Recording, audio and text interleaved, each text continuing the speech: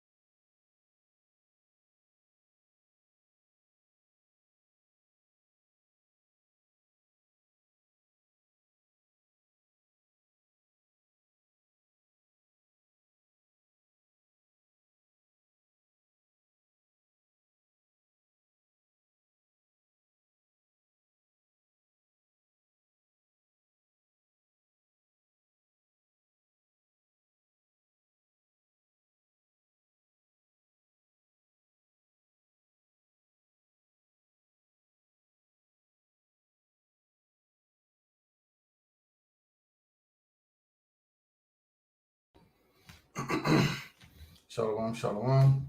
And first and foremost, I'd like to give all praises, honor, and glory to the Most High God Yahweh. And we do so in the name of His only begotten Son, Hamashiach Yahweh Shai, who the world ignorantly called Jesus Christ. Shema Yasharala Yahweh, Allah Yahweh Yahweh Achad. Here is the Lord God, the Lord. And that's what that meant. All right, let's go over here to Deuteronomy. We're going to read from Deuteronomy 13, 14, 15, and 16, and stop at 17. Okay? 13, 14, 15, 16. Select 16. Sorry.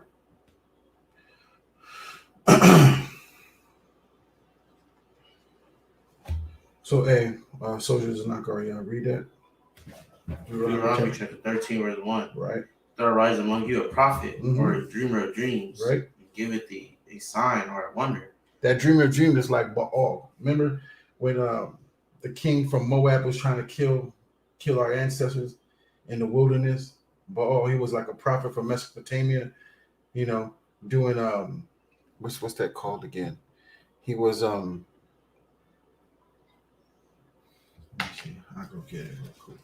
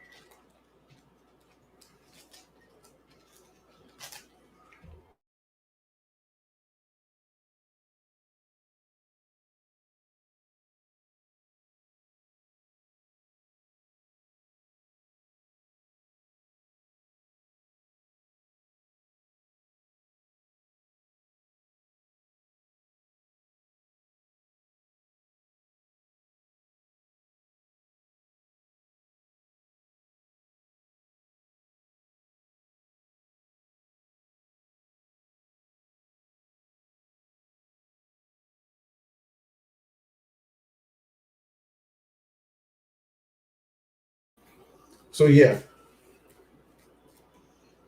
a dream of dreams is like Baal Peor. You know what I mean? He was doing enchantments and things like that. Dreamer of dreams, like a false prophet. He'll come and say these things and that things. Enchantments like these video games. Like, all right, for instance, this is an enchantment. The person dies and the music on the movie start playing this music that gets you emotional and cry and make you feel some certain type of things. That's an enchantment.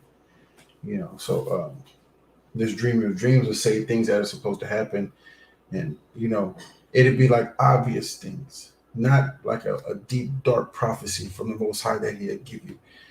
Like the four horns and and the dragon in the wilderness and things like that. He won't give you a deep dark prophecy. He'll give you something that's like really plain to understand that if you do this will happen. If you stick your arm in a lion's cage, and he said, "Hey, back up off this, because in 5 minutes, if you don't do that, that lion gonna come over here and eat off your arm." But he already knows that at this time they let the lions out, and you're gonna be exalting yourself, and you're gonna forget your arm right there, and that lion gonna come and just take it off, something like that. That is just obvious. It's not really a dream. Did you find that?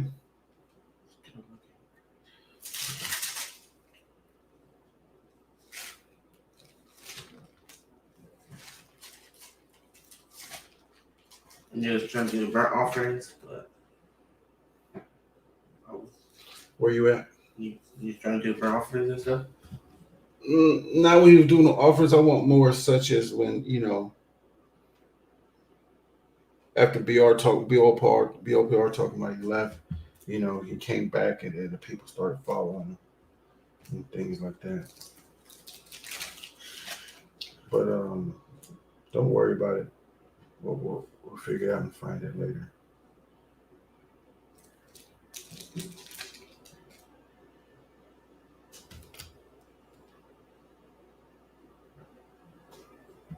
But I see where you at. You in Numbers.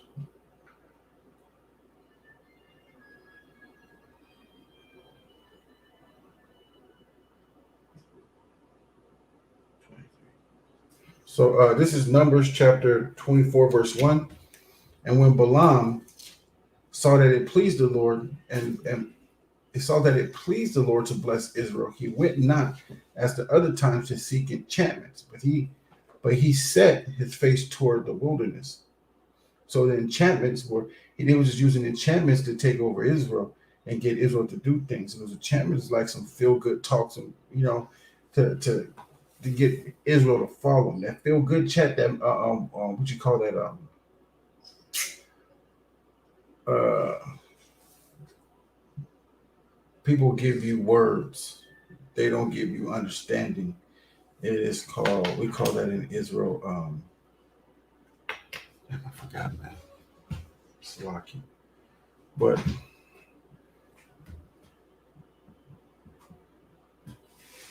mm, you always, when you're out there and you're preaching the Most High's word, you always want to come out the Bible. You don't want to just give them mouthpiece. I'm not giving you words. I'm giving you the Most High's words. You don't want to use your own words to describe the Most High. You want to bring the precepts out of the Bible to give people more of an understanding. So what Balaam would do, he will go there and he would enchant them and give them some feel good talk to motivate them to do other things, as to follow behind women, and where's that precept at? So this is Numbers chapter 25 and verse 1. And Israel abode in Shittim, and the people began to commit whoredom with the daughters of Moab. Watch this. And they called the people unto sacrifices of their gods, and the people did eat and bow down to their gods. And Israel joined himself unto Baal Peor, and the anger of the Lord was kindled. Now, let me share my screen real quick so I can just show you.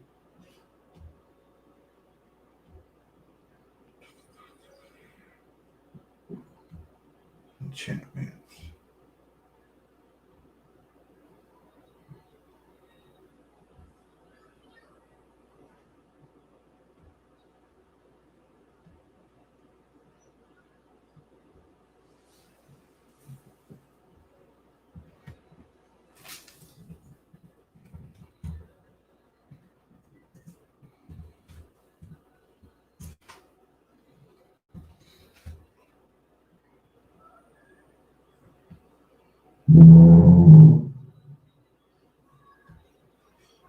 First, let's look up the meaning of Baal Peor's name and who he is.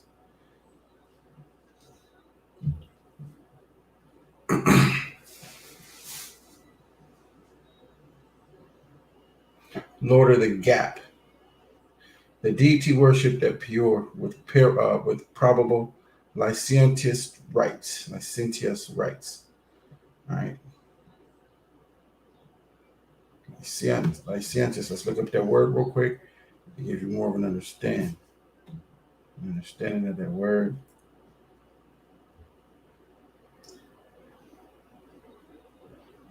A promiscuous and unprincipled in sexual matters. He's that type of person. And he uses enchantments, right? So what Baal Peor did, when you go back to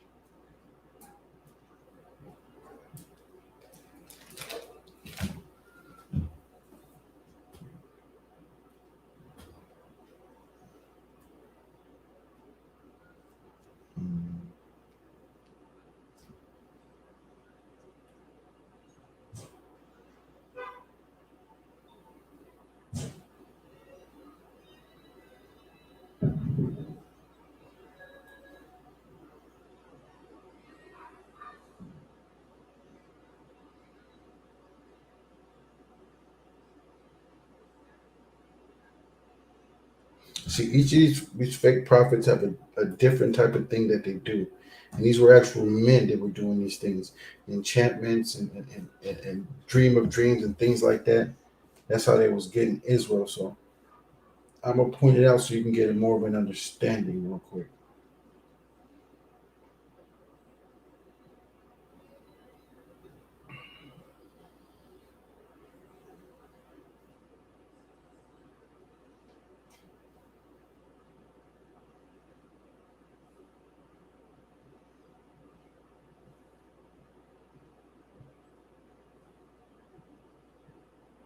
So let's go back real quick.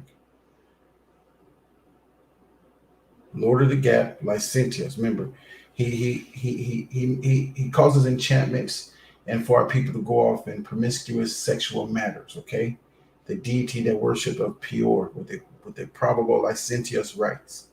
Okay, and then you'll understand chapter 25 verse 1 a whole lot better, and then going into the dreamer of dreams and stuff a whole lot better. So let me just bring this out for you.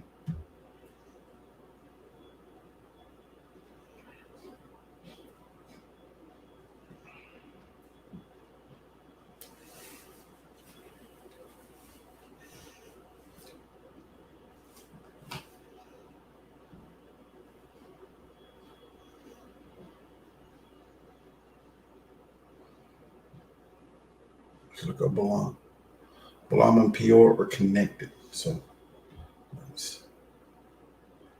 they're connected in different ways, but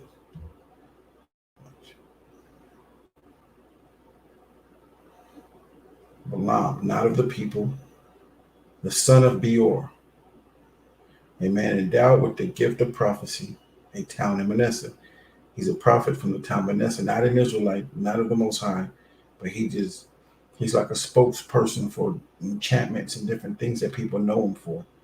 You know, not of the people, i.e., foreigner, Balaam, a Mesopotamian prophet, also a place in Palestine, Balaam Belim. Let's see.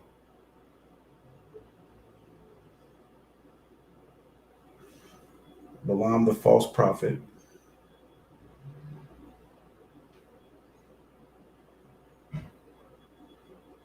And this is who Balak, right? Of Balak was Moab, right? Let me see. Zanat, Arya. Was Balak Moab? Yeah.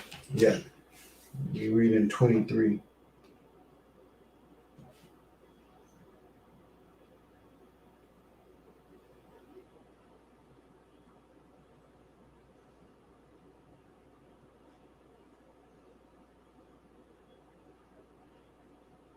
Yeah, when you go to Numbers chapter 23, verse 4 to 7, you read that he of Moab. Not Balaam, but the people of Balak. Balak. Not Balaam, but Balak is of Moab. Okay? So they went and got Balaam, which is a false prophet. He's a dreamer of dreams, a false prophet. He starts to do these things. That's Balaam. That's the things that they do. And Balaam, the meaning of it is not of the people. The son of Beor, a man endowed with the gift of prophecy, but he's not. He uses the back end, the back doors, comes in a different way. Okay.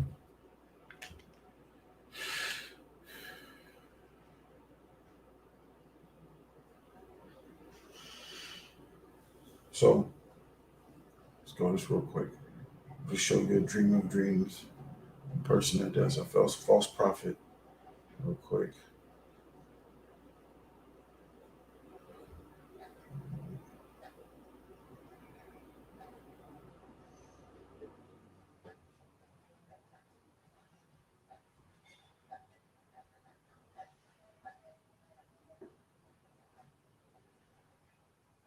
Okay. Let's go over here real quick and then we'll go up from there.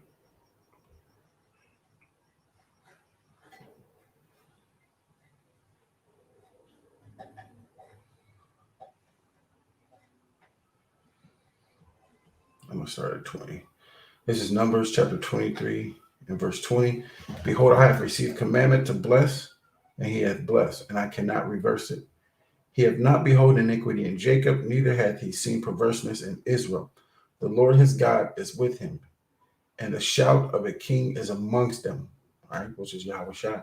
So at this time, before this happened, Balak was trying to get him to go over there and do enchantments and curse Israel, but he couldn't. He kept going. He had built 7 altars on these mountains for the angel to come and talk with the angel, so the angel can curse him, not him. He didn't have a lot of power, but he wanted the angel to do it for him. But the angel told him like this, and the angel told him to say these things right here. And that's what Balaam is doing to them. All right. He's telling them this. Verse 22, God brought them out of Egypt. He hath, as it were, the strength of a unicorn. All right.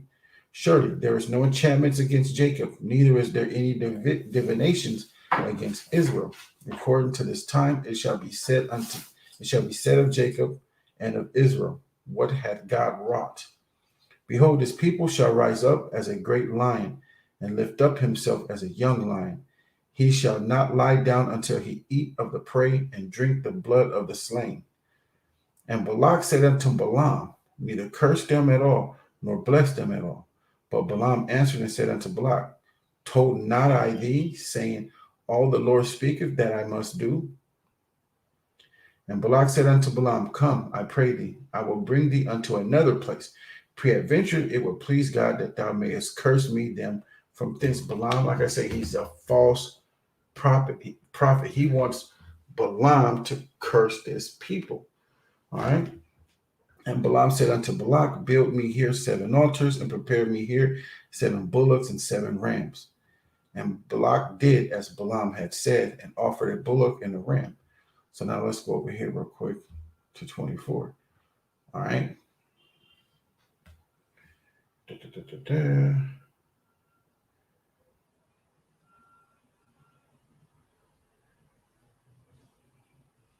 Now, and Balaam saw that it pleased the Lord to bless Israel.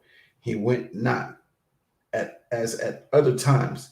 It was other times that he could have did, but he did not, because the Lord pleased him to seek for enchantments, but to set his face toward the wilderness. You see these enchantments real quick, just to get an understanding of them.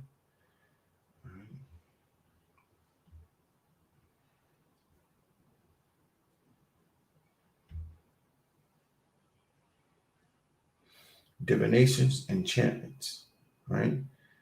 Let's see, divinations.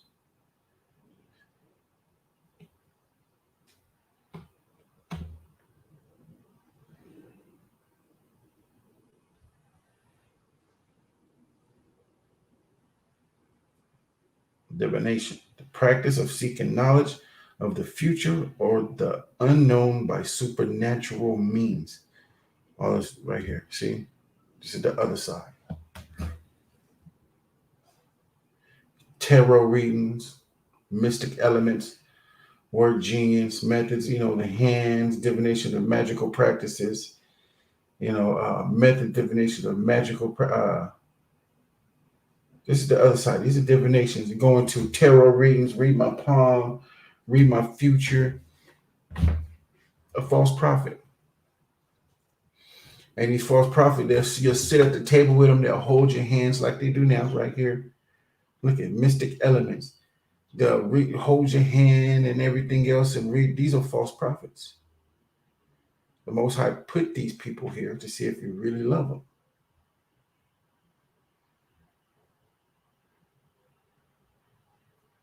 See? It's divination. Well, these are enchantments and stuff. You know what I'm saying? They could call different things. I'm not too much going to go into it, which I just want to show you how to recognize these people. Okay?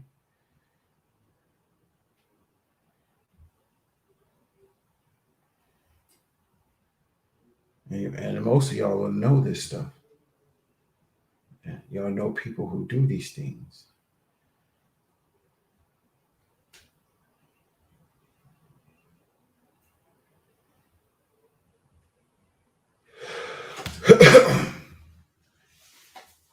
Okay.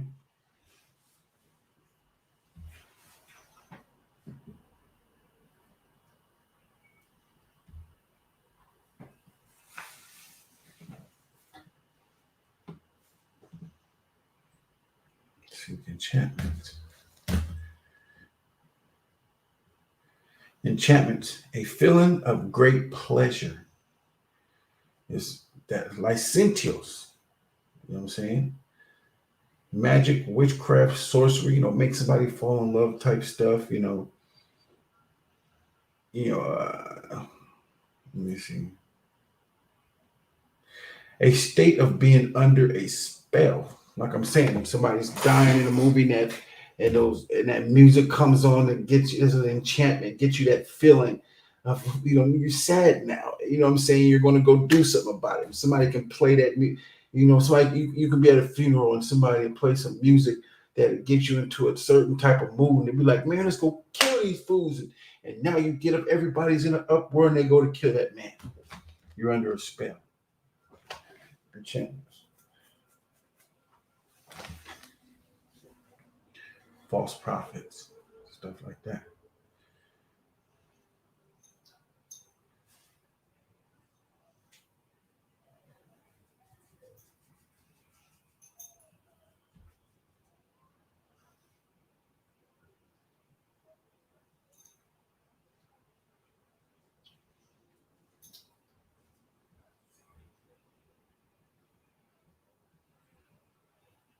Now, Balaam is the son of Beor, okay?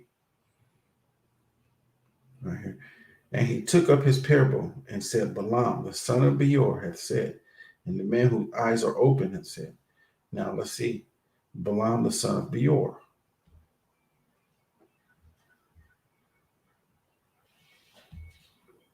See what type of things he went on, kind of enchantments he did. Beor means burning. Father of Bela, king of Edom, white boy. A lamp, Beor, name of the father of an Edomitish king, also that of Balaam, Beor.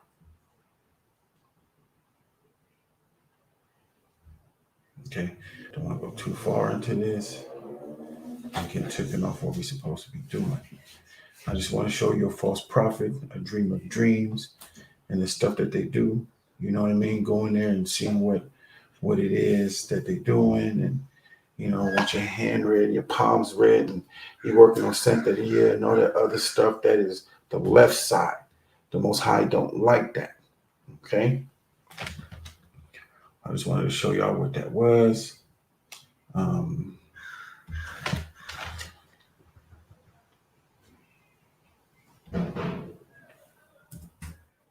Soldiers in Akaria.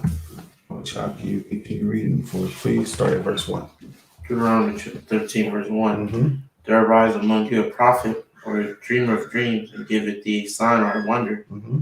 And the sign or the wonder come to pass, whereof he spake unto thee, saying, Right. Let us go after other gods, Uh-huh. which thou hast not known, and let us serve them. And that's what that person will do. They'll read your hands. This is not the right God. They'll take you off your course and have you not serving the Most High because you lack faith. Go ahead. Thou shalt not hearken unto the words of that prophet Mm-hmm. or that dreamer of dreams. Right. For the Lord your God proveth you to know whether you love the Lord your God with all your heart and with all your soul. And it said, for the Lord your God proveth you. Don't follow them. The Most High is just proving you to see if you love him or not. Don't go do those things. He just wants to see if you really love him. He wants to see if you really love him. All right. To know whether you love him, the Lord your God, with all your heart and with all your soul. Your mind, right here. All right, keep reading. You shall walk after the Lord your God and fear him and keep his commandments. And what? And keep his commandments. Read. And obey his voice. And you shall serve him and cleave unto him. So just imagine this. Someone comes up to you and says, hey, stop following Yahweh while Yahweh shine. Follow Peter Pan. Peter Pan is the best. And guess what? I read in Peter Pan's book, it said this will come to pass. And this volcano will erupt at this time, and it happens. You've been had. Yahweh by Hashem Yahweh Shai told our Lord to test you to see if you really love him. And that's what happened. You've been put through a test to see if you really love the Lord. Because if you knew and you kept his commandments, like he said, you shall walk after the Lord your God and fear him and keep his commandments, you would have known not to listen to that dreamer of dreams. Right? So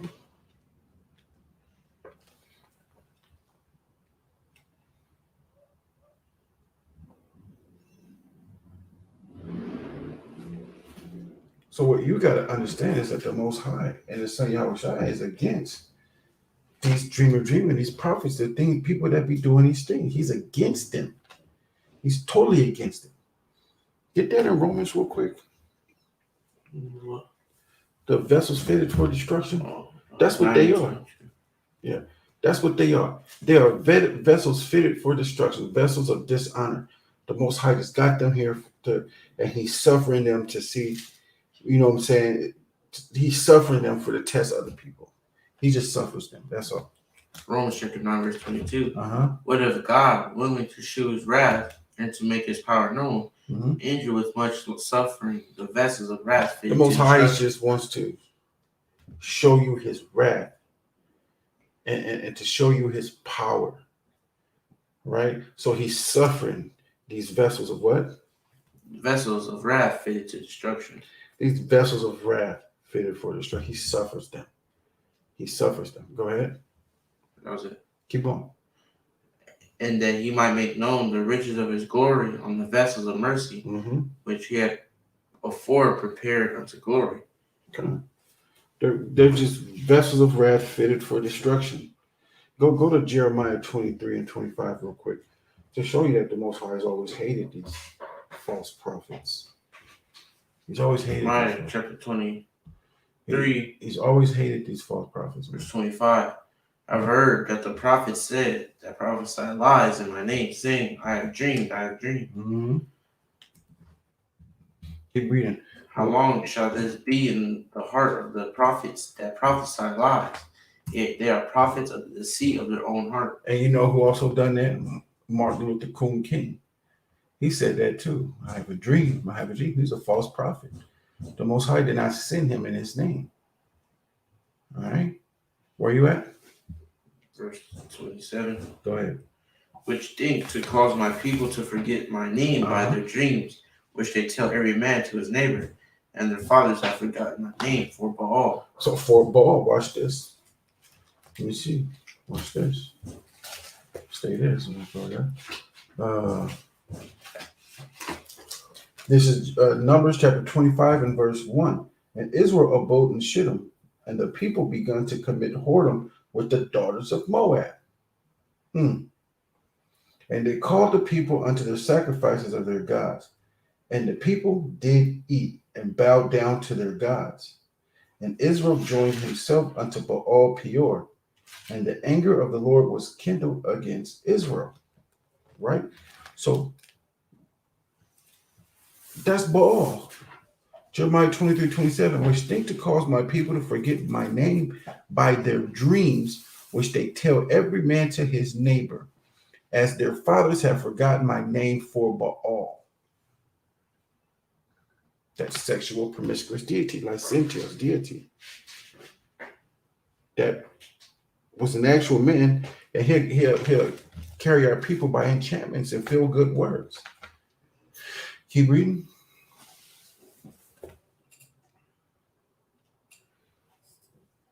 The prophet that hath a dream, let him tell a dream, and he that hath my word, let him speak my word faithfully. What is the chaff to the wheat, saith the Lord? Is not my word like as a fire, saith the Lord, and like a hammer that breaketh the rock in pieces?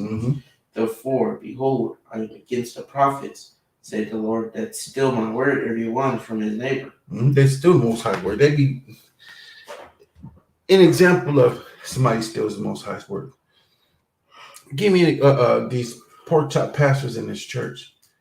They only preach feel-good doctrines of prosperity. That's it. And they say the Lord say to do this, they will use his name. The Lord said that you will work and go to work and he will pay your tithes. They just use the Most High's word to get what they want to get and to cause his people to scatter. Go ahead. Behold, I am against the prophets, say the Lord, that use their tongues and say, He saith. The Most High say, go do this and do that.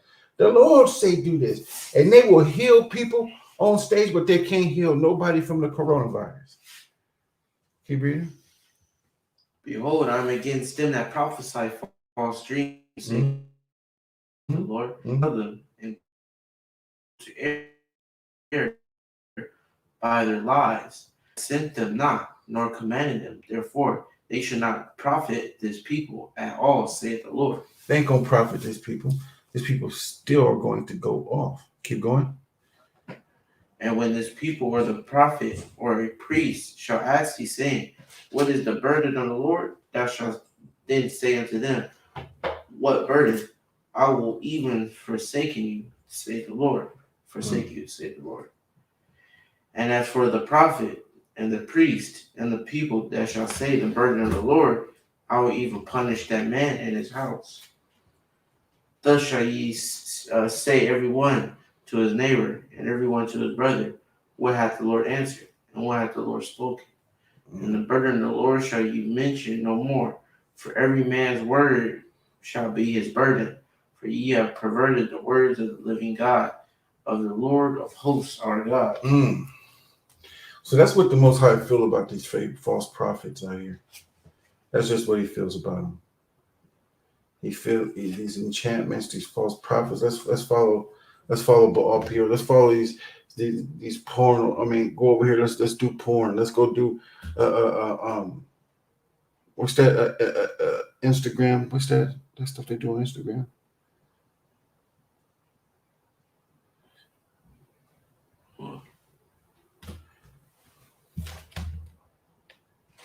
Um.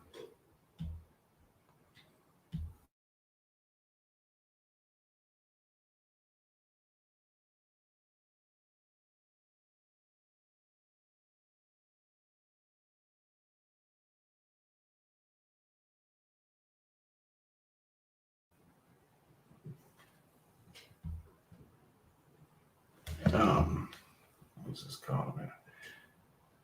I be seeing this stuff all the time and hearing about it. My mind just went blank.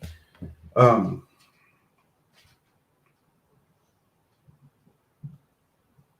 Instagram dating, these females be having my page, my help me out tonight. They My body, my choice. no. These females be making money off of Instagram. It's called something. OnlyFans? OnlyFans. Yes. Okay. OnlyFans. Oh. OnlyFans. That is an enchantment. That is false prophet. That is that good feel, make money type of thing going. These women's going into OnlyFans and these men are lusting after that calf. That's that woman. That's the woman, that calf, that idolatry. Okay, false prophets. Come over here, go do this, go do that. Come over here and follow after us. Do that. Man, don't worry about that. That's not our God. Our God is of love. And he wants us to do what we want to do. That's our God. He wants us to do what we want to do. He wants us to feel good. He wants us to prosper. See what I mean? Where you at now tonight? Verse 5. No, verse 6. Deuteronomy 13. Deuteronomy 13, verse 6. All right, read. If thy brother, the son of thy mother, or thy son or thy daughter. Hold on, start back at 5. Read from 5. Verse 5. And that prophet or that dreamer of dreams shall be put to death, because he has spoken to turn you away from the Lord your God, right, which brought you out of the land of Egypt, right, and redeemed you out of the house of bondage, to thrust thee out of the way which the Lord thy God commanded thee to walk in. So shalt thou put evil away from the midst of thee. So let's pay attention to one thing real quick. Right here. The Lord your God, which brought you out of the land of Egypt and redeemed you out of the house of bondage. Right? So let me go here real quick.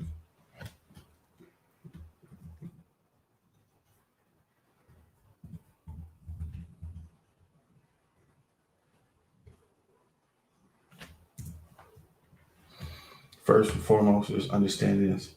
Colossians chapter 3, verse 17, and whatsoever ye do in word or deed, do all in the name of the Lord Yahweh Shai Hamashiach, we are even called Jesus Christ, giving thanks to God and the Father by him. That's why we say by Hashem Yahweh Shai, in the name of his only begotten Son, Hamashiach Yahweh Shai.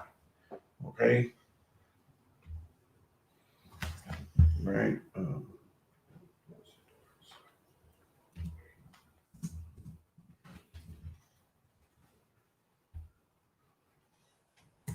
It's First Corinthians chapter 10, verse 1. Moreover, brethren, I would not that ye should be ignorant, now that all our fathers were under the cloud and all passed through the sea, right? And we're all baptized unto Moses in the cloud in the sea. All right, remember, they all passed through under the cloud, a cloud, pillar of fire by night and a cloud by day. All right, we're going to find out who that was. And all passed through the sea when they went before Israel and behind Israel to make sure nobody touched them. Verse 2. And were all baptized unto Moses in the cloud and in the sea, and did all eat the same spiritual meat, and did all drink the same spiritual drink. For they drink of that spiritual rock that followed them in the cloud, pillar of fire by night, and a cloud by day. And that rock was Christ. All right. But with many of them, God was not well pleased, for they were overthrown in the wilderness. All right, let me get something else for you. So that rock was Christ that did that. Now, let me get John, not 16, but John 5.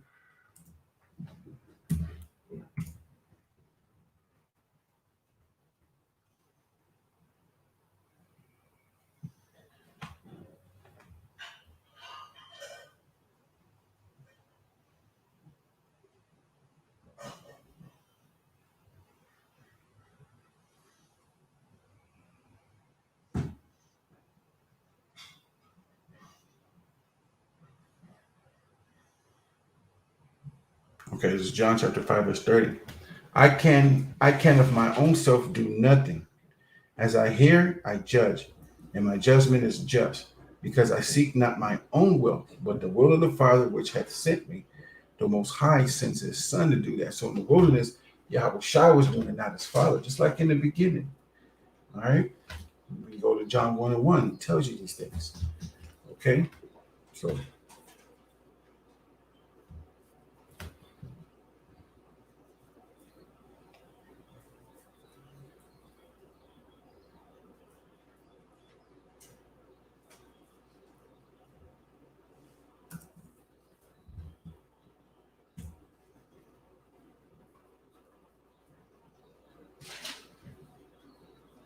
Deuteronomy 13:5, and that prophet or that dreamer of dreams shall be put to death, because he hath spoken to turn you away from the Lord your God, which brought you out of the land of Egypt, and redeemed you out of the house of bondage, to thrust thee out of the way which the Lord thy God commanded thee to walk in.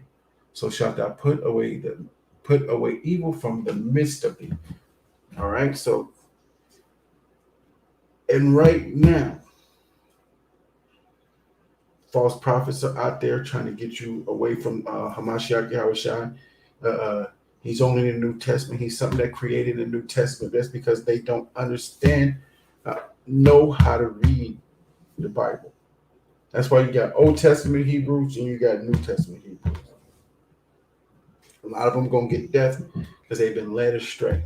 Okay? Repent. All right? Pray and fast. And get mercy from the Most High and his Son. Okay? So, verse 6, Zachariah. Verse 6. Thy brother, the son of thy mother, or thy son, or thy daughter, or the wife of thy bosom, or thy friend, which is as thine own soul, enticed thee secretly, saying, let us go and serve other gods, which thou hast not known, thou nor thy fathers, namely of the gods of the people which are round about you. Talking about the heathens and their gods. Go ahead. Nigh unto thee, or far off from thee. from the one end of the earth even unto the other end of the earth.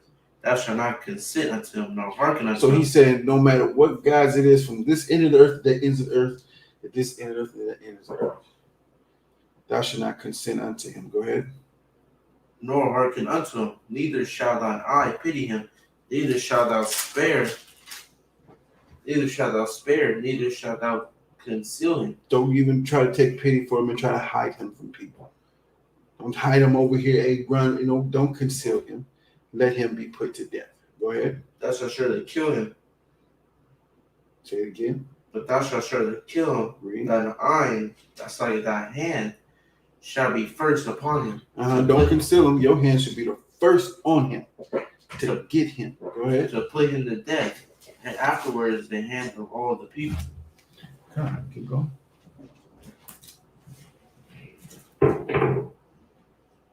And thou shalt stone him with stones, and that he die, because he hath sought to thrust thee away from the Lord thy God, which brought thee out of the land of Egypt from the house of bondage. Mm-hmm. And all Israel shall hear and fear, and shall do no more any such wickedness as this is among you. If thou shalt hear, say in one of the cities which the Lord thy God hath given thee to dwell there, saying, certain men, the children of Baal, are gone out from among you, and have withdrawn the inhabitants of their city, saying, let us go and serve other gods, which ye have not known. Let's go, man. Let's go mess with these females over here, man. Come on, bro. Let's go, man. Hey, I had a brother that was the most high saint to test me.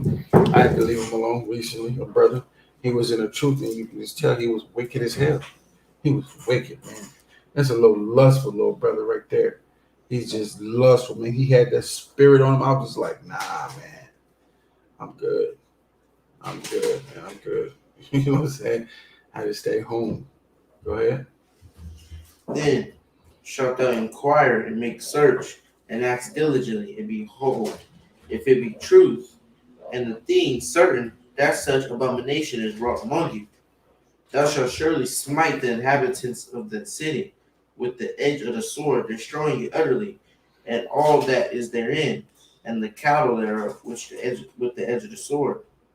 And thou shalt gather all the spoil of it into the midst of the street thereof, and thou shalt burn it with fire, the city, and all the spoil thereof, every whit, for the Lord thy God, and it shall be in heap forever. It shall not be built again. That's what you should be doing to these false prophets. People out here doing these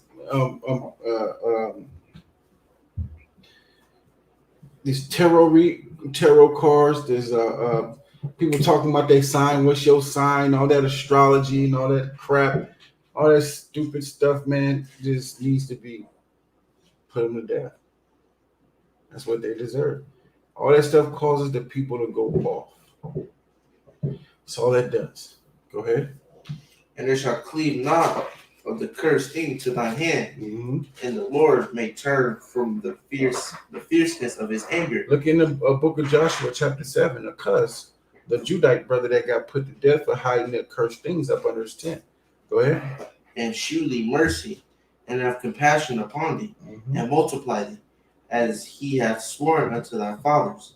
When thou shalt hearken unto the voice of the Lord thy God, to keep all his commandments, which I command thee this day, to do that which is right in the eyes of the Lord thy God. Kar Shara, Debar Yahweh, Anaya Shai, Shema.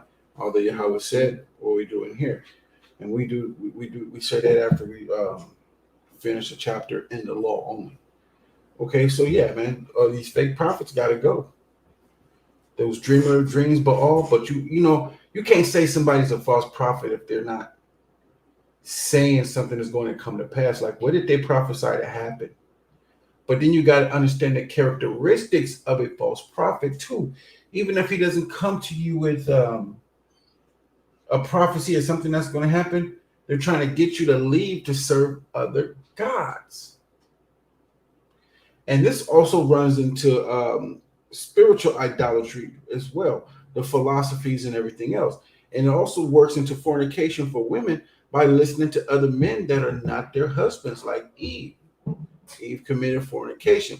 She was listening to another beast, another man, a snake, a deceiving liar, devil. She listens to him. That was spiritual fornication, what she did. Sirach chapter 9, verse 9. Sit not with another man's wife. Not in thy arms, not even buying drinks with her. Don't even listen to his philosophies and nothing. Okay?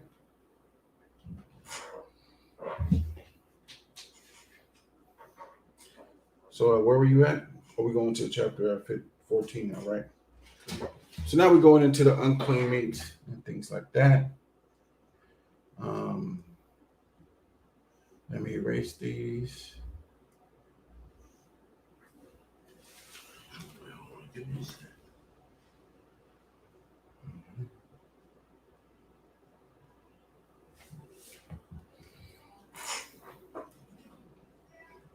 Now we're going into the dietary. You can also find this in Leviticus 11, chapter 1 through 47, all these things, all right? It's also in the second law.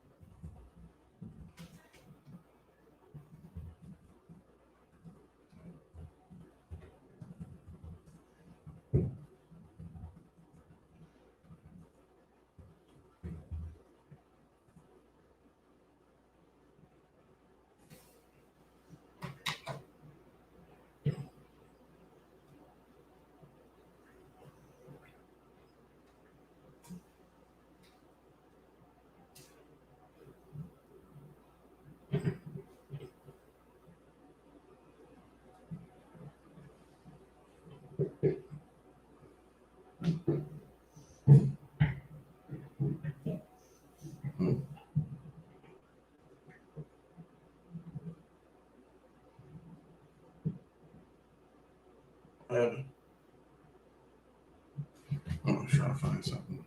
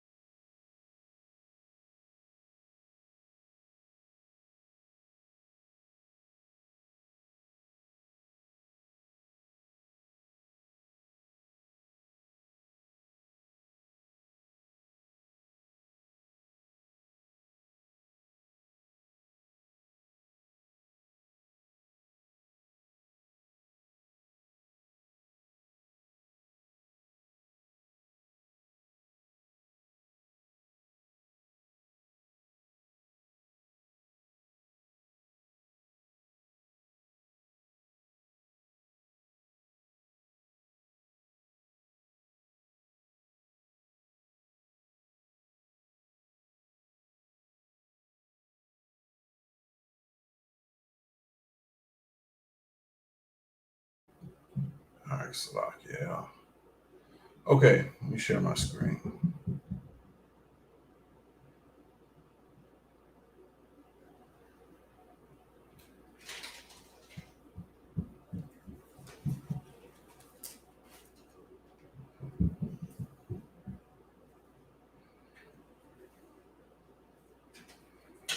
Okay. Read Deuteronomy 14. Start from 1 by Pusha. Deuteronomy chapter 14, verse 1. Uh-huh. Ye are the children of the Lord your God. You shall not cut yourselves, nor make any baldness between your eyes for the dead. For thou art a holy people unto the Lord thy God, and the Lord hath chosen thee to be a peculiar people unto himself above all nations that are upon the face of the earth. We are not to do these things. Now, you shall not cut yourself.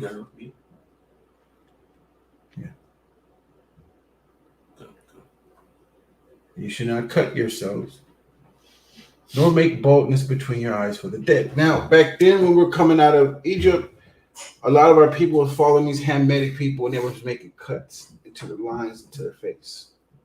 All right. And they were also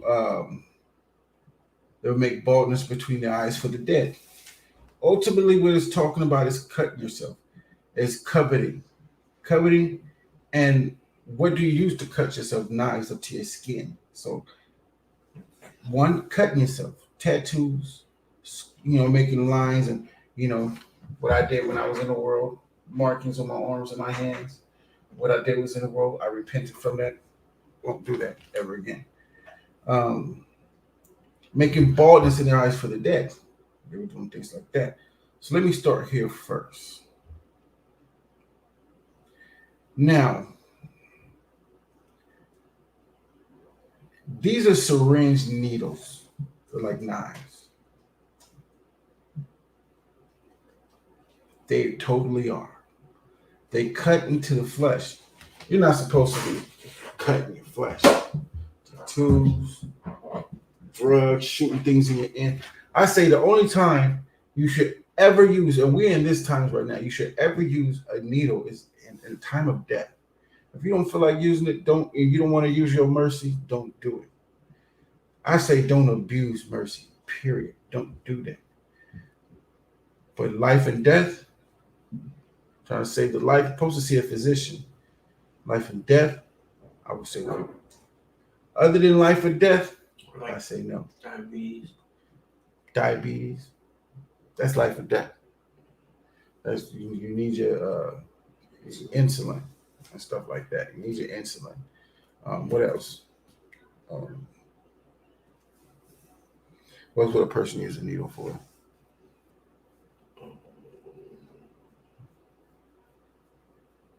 Go get a blood test or something. Going to get a blood test. Want to lose weight? Want to see how your blood is and things? Going to get a blood test. I would use my mercy for that. Getting your kids shots to go to school is not a life or death situation. No. You know what's in that? What's in those? What's in that stuff they putting inside your kid's body, in your body? You better find out, because a lot of that is unclean things we're about to go up on right now. Okay. Let's see.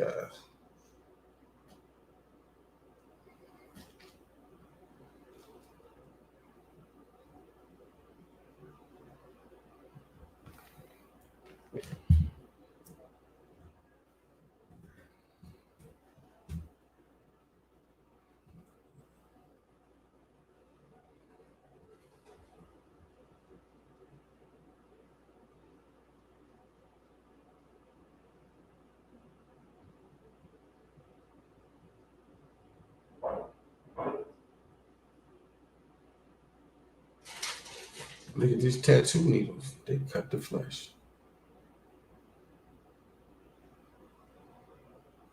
All these needles, it cuts the flesh.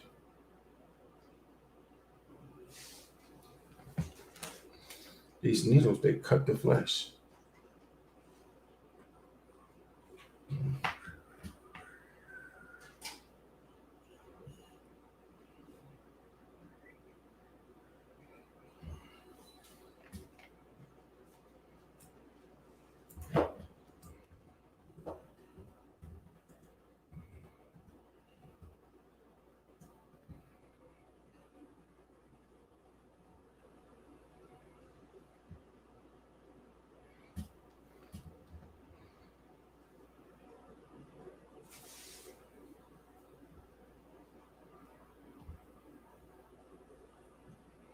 These are people from Sudan. You can tell they Sudan. See, these are the Egyptians. The people from Sudan are the Egyptians. We can go into that another time. But the people from Sudan are Egyptians, right?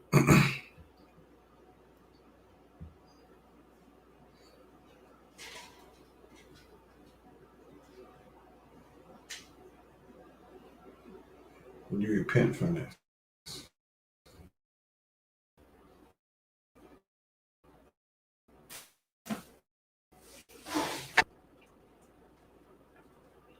Probably South African or something like that.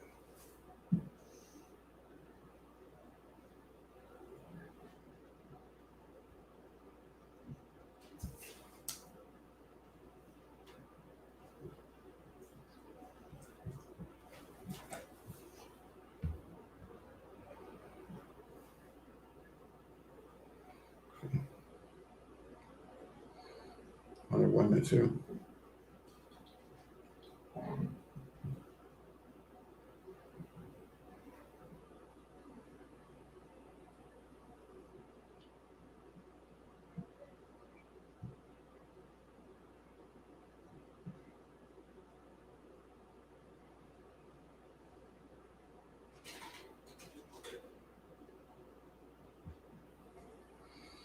All right.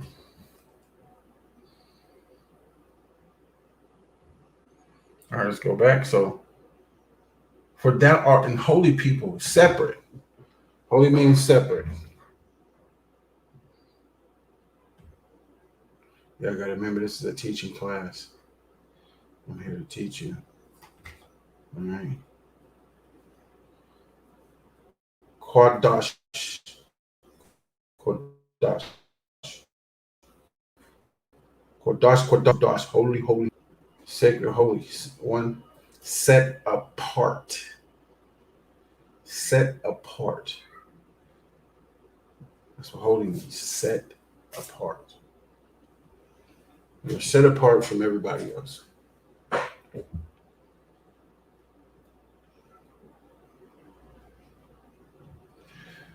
For thou art an holy people unto the Lord thy God, and the Lord hath chosen thee to be a peculiar people unto himself above all the nations that are upon the earth. All right, start at verse 3, Baba Kisha. Verse 3, thou shalt not eat any abominable thing. These are the beasts which ye shall eat: the ox, the sheep, and the goat, the hart, and the roebuck, and the fallow deer, and the wild goat, and the pygarg, and the wild ox, and the chamois, and every beast that parteth the hoof, and cleaveth the clift into two claws, and cheweth the cud amongst the beasts, that you shall eat. All right, now let's stop here. Let me just show you what they look like. These weird names that you probably never seen before. All right.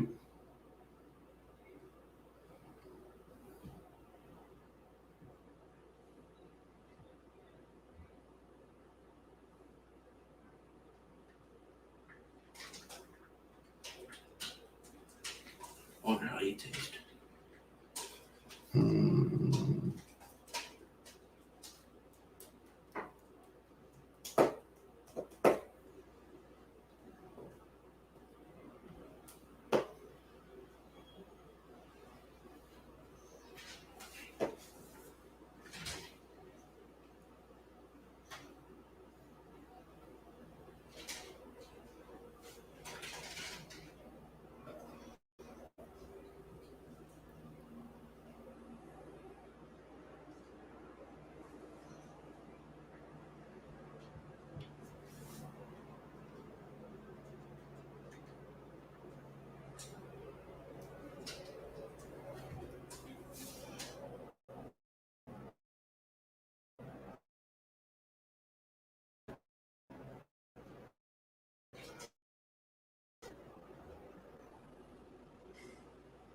These guys right here.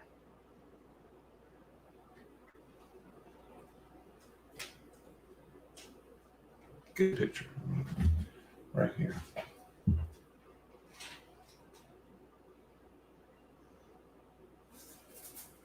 We gotta get like a bunch of flashcards and get them laminated so we can have them in our bag. Waters, we know what we can eat, but we can't eat. Nah, I can't mess with you. So we gotta get that done. Spirit, how about Shem outside? We'll be able to. All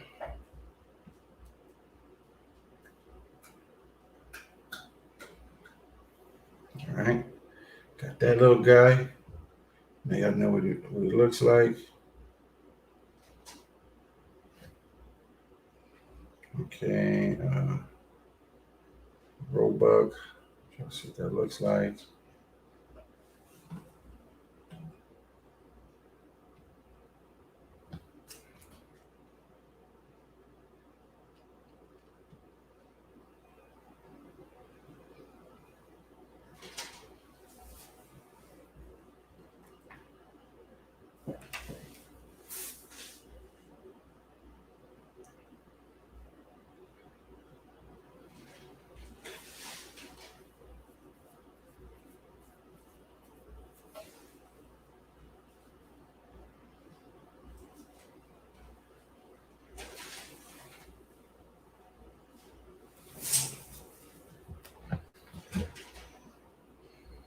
It's the Roebuck.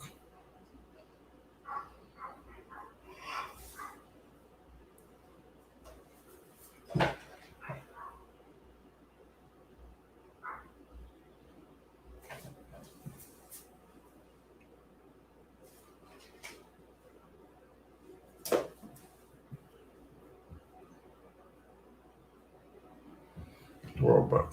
All right.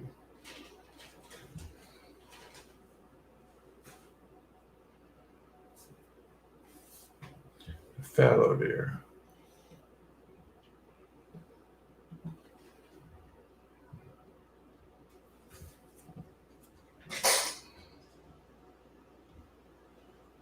What? Fallow deer. That's some things I've been running from the lions. Mm-hmm. Hunts in Florida, fallow deer hunting outfitter in Florida, live in northern Florida, they say.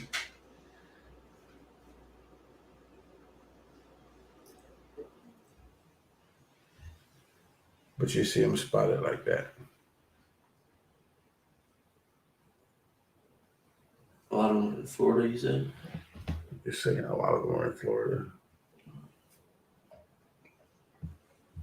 Look at this big guy. That's when they grow up. And they get big. They be able to muscle you around.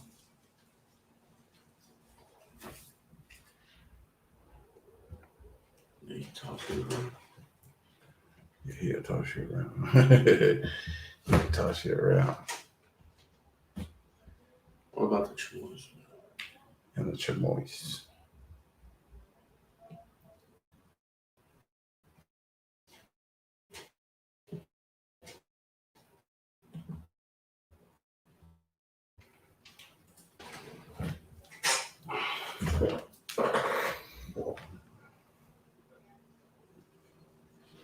Are those the ones that can stand on mountains and everything?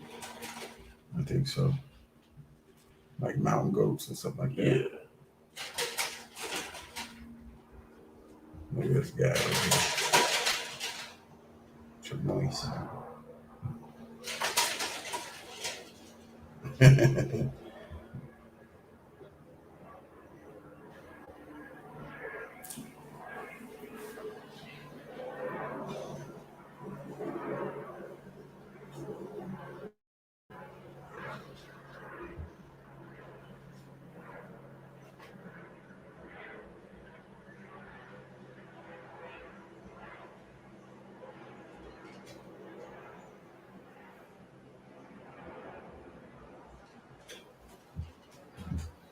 All right. Let's get the wild ox. Just the heck of it.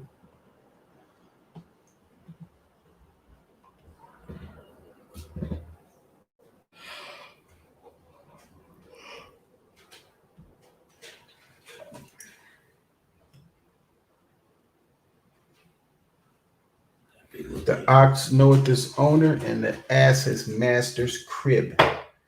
But of Israel do not know. They do not consider.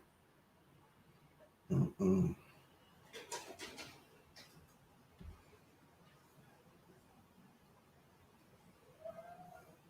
Ox. Ox.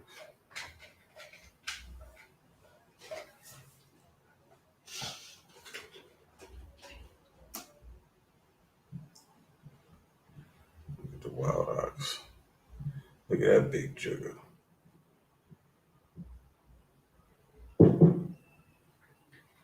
Grass-fed ox, boy.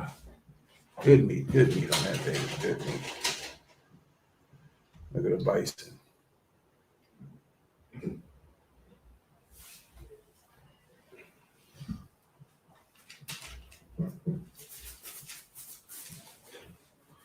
Okay.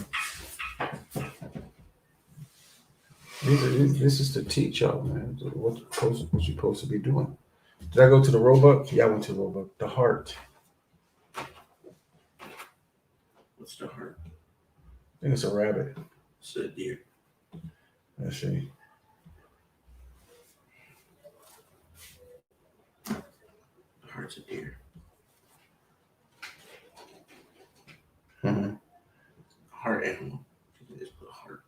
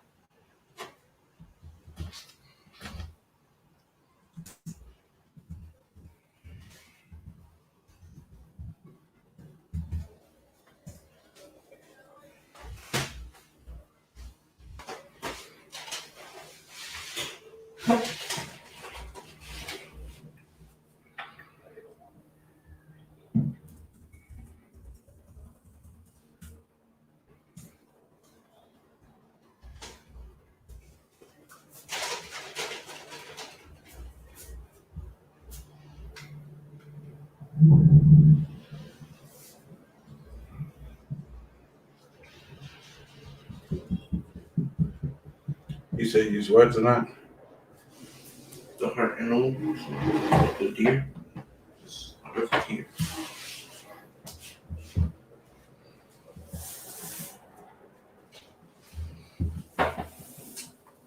Look right there. Look at the deer right.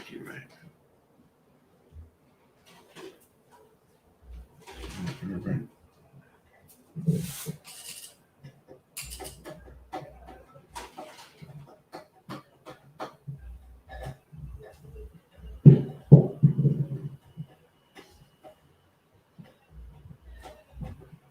Those are the ones that we just be standing in the road looking at each other.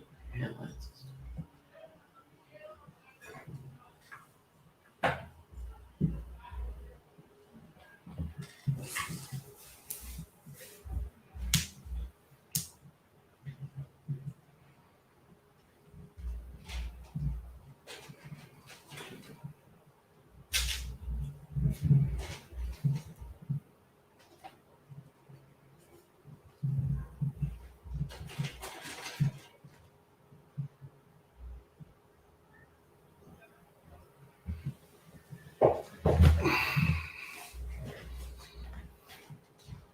Right.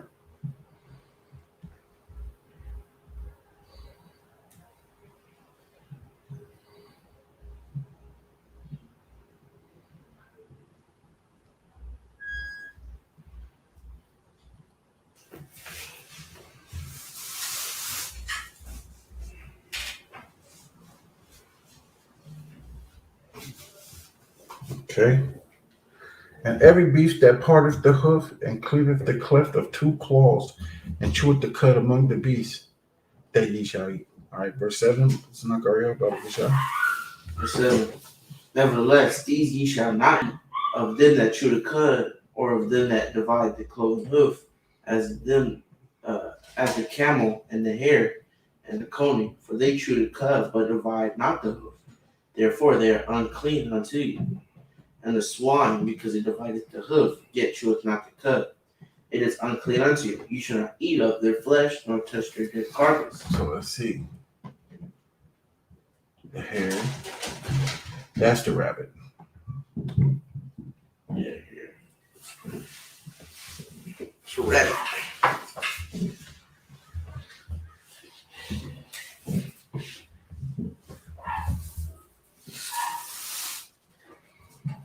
Can't eat them. Cannot eat rabbits. You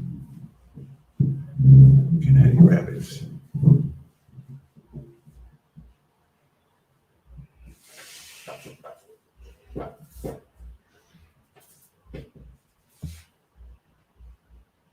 The coney, when it came to mind, when I didn't have the knowledge of, I thought the coney was like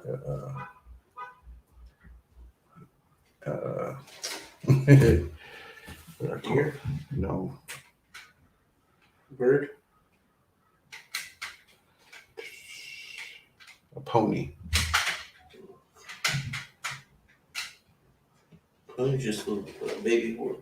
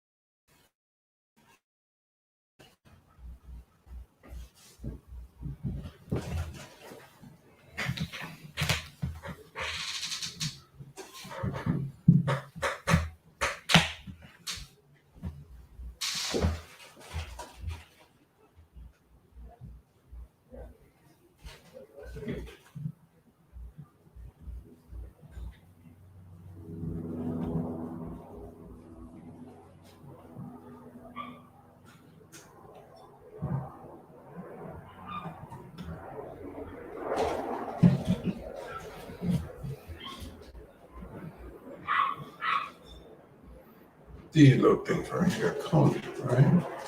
So let me go to images, cover them up. Not a damn hot dog, man. You're stupid.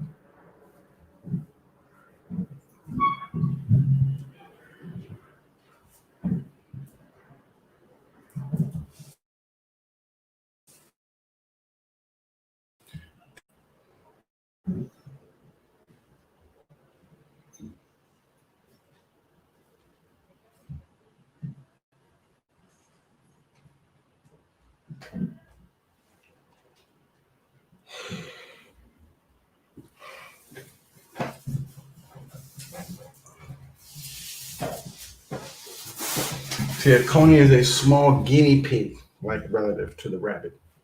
It is more commonly known by the name Pika, like Pikachu. The name coney was once applied to the rabbit and is still sometimes used as a fur business to indicate rabbit fur.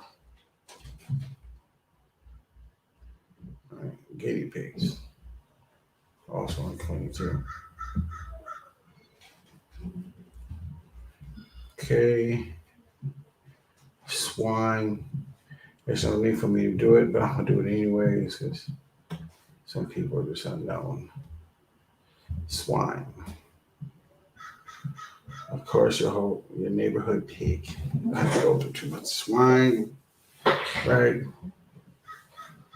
A contagious viral disease of animals that primarily affect swine. Domestic pig. That's swine. Okay. All right, go ahead, Tanakh, verse 9. Oh, there's not.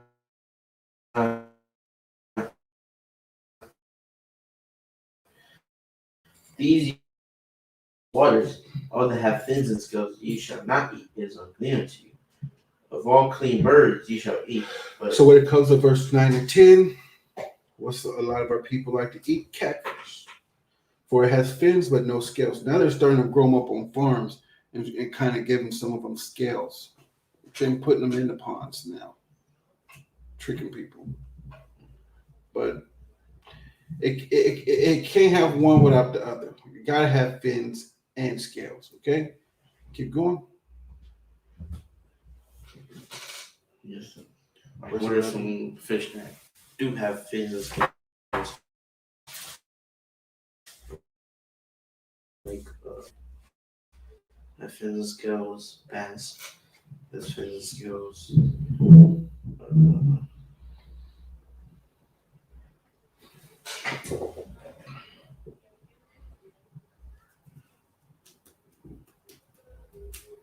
I know Issachar be like those tilapia. That's tilapia. If it has fins and scales, That's what they make the fish tacos with. That's tilapia. if it has fins and scales, hey, shoot for the stars. Those are clean fish to eat. Go ahead. Of the clean birds ye shall eat, but these are they which ye shall not eat: the eagle and the ostrich and the osprey and the kite and the vulture after his kind, and every after his kind, and the owl and the night hawk and the cacao and the hawk after his kind, the little owl and the great owl and the swan and the pelican and the gear eagle and the cormorant and the The stork and the heron after her kind, and the lapwing and the bat. I gotta stop there. We gotta go back. Gotta show them these things.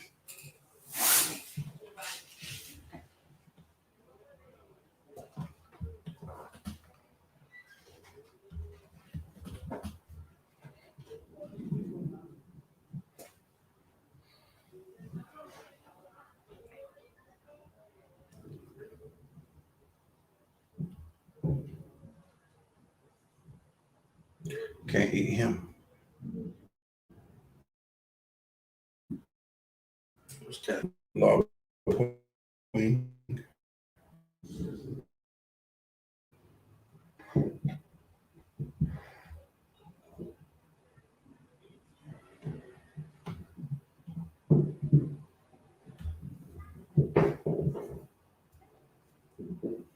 Bats.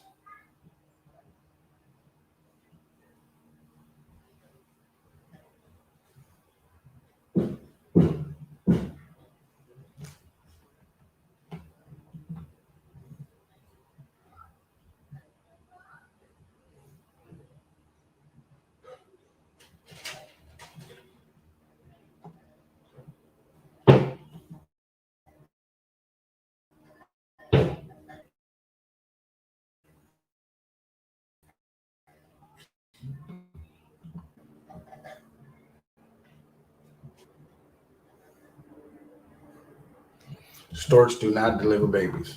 Sorry, they don't. Stork find them at the beaches and stuff like that.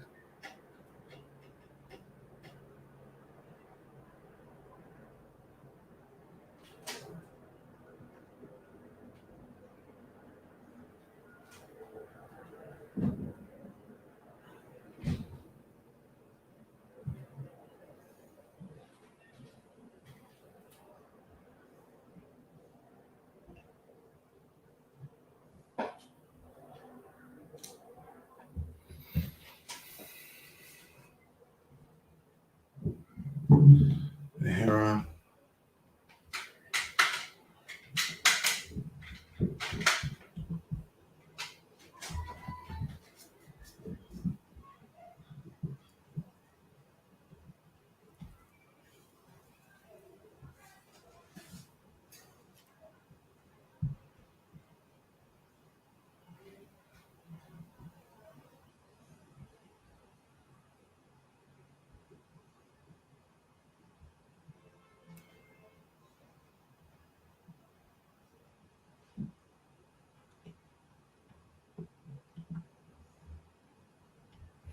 Coromant.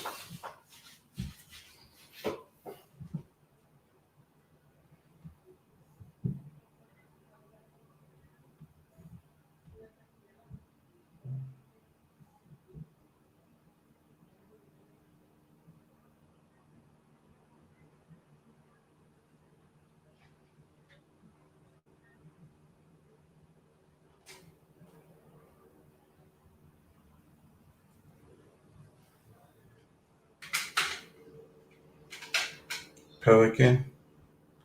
Um, your ego first.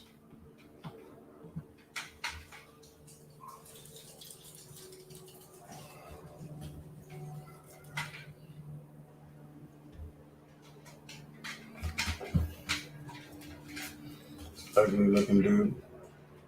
Yeah. Like your ego.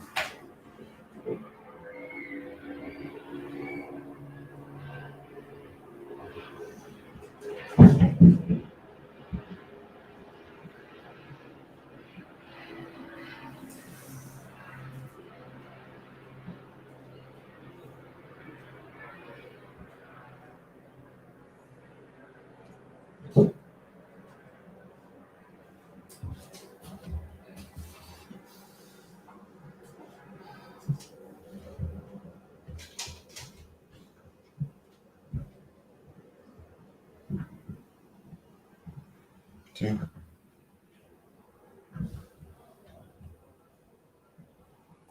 Pelican.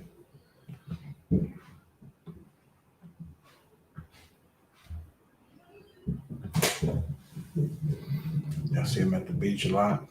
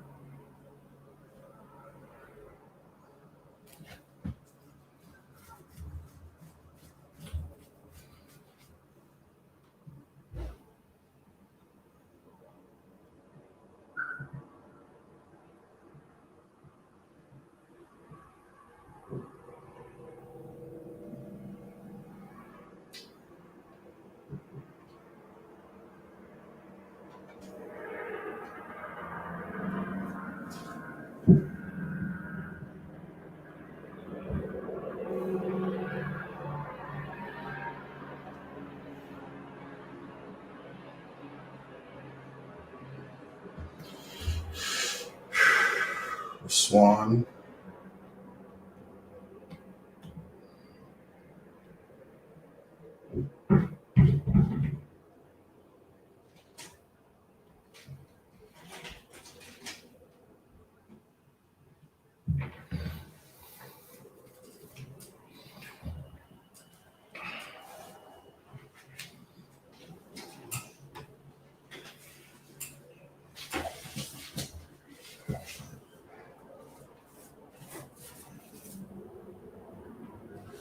Great owl.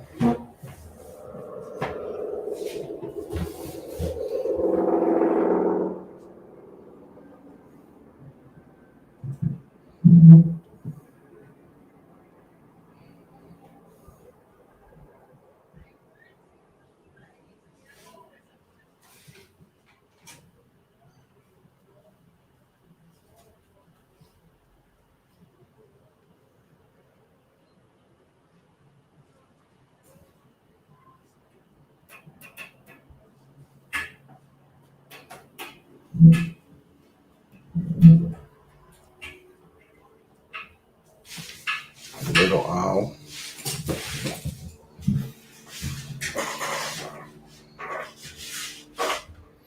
Guess you got a great one and a little one now.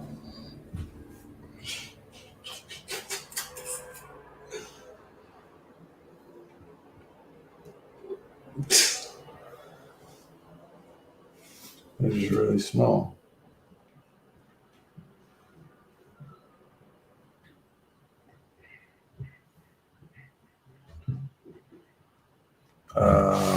Cacao.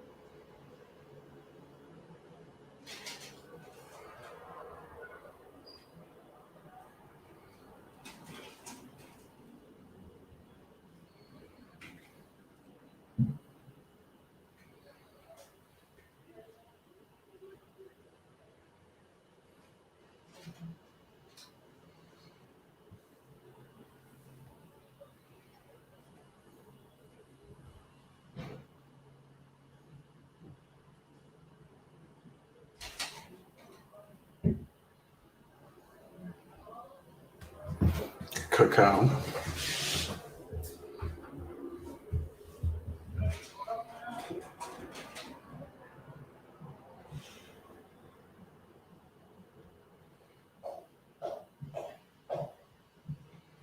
Nighthawk.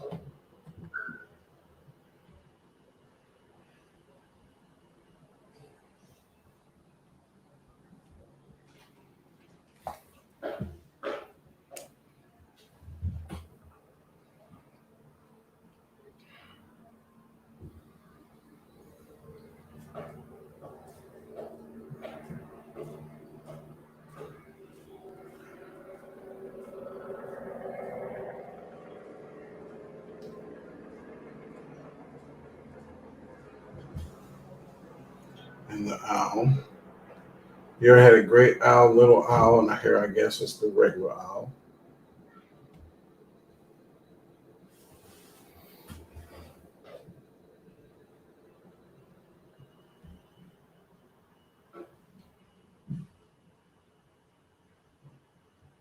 Look at this guy. He just looks like something you don't want to be by.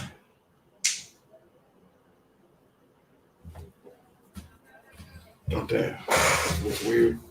Look, I don't want to touch him. Look like he gonna mess you up. Like you're just ready to do something stupid. Well,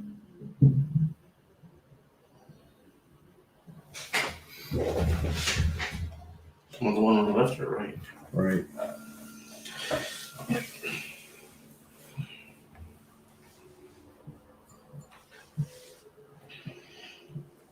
Raven.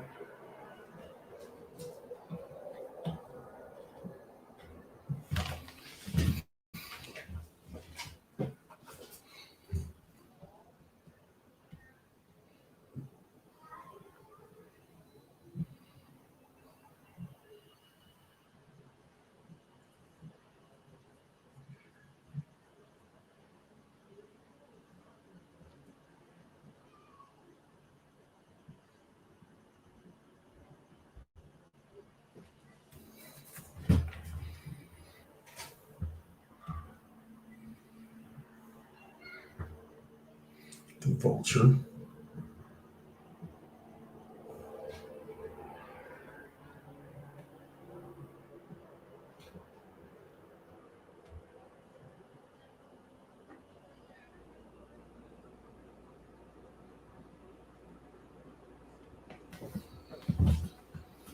This is the vulture.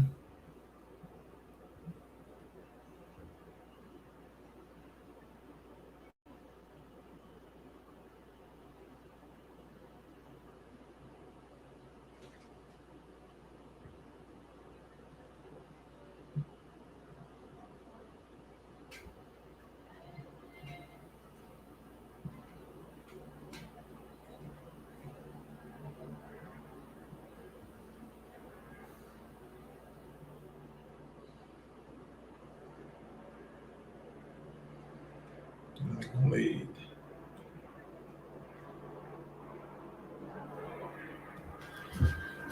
These are birds that you cannot eat.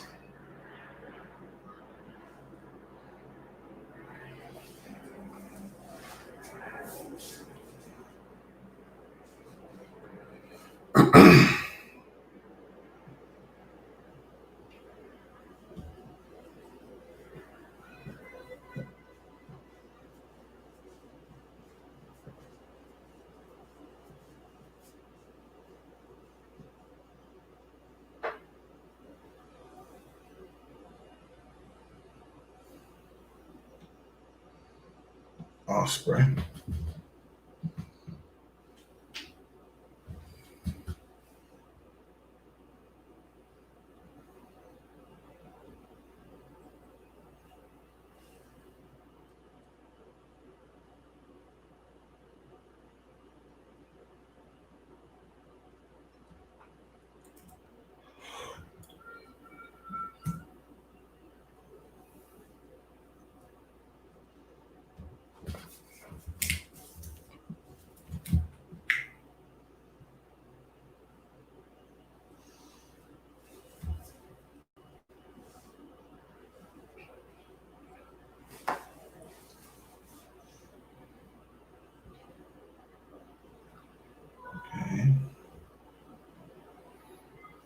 Y'all should know what an ostrich is.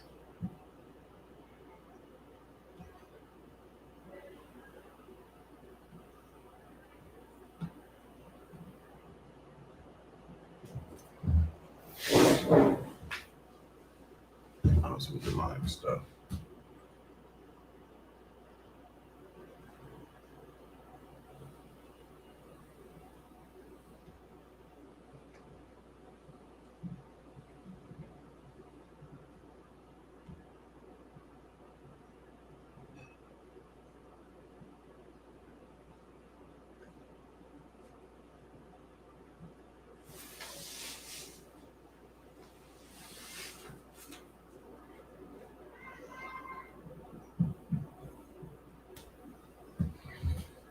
Okay. Think about one or two more left.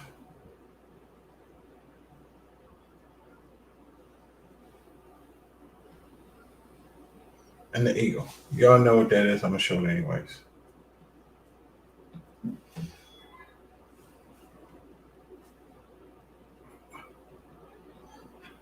The eagle.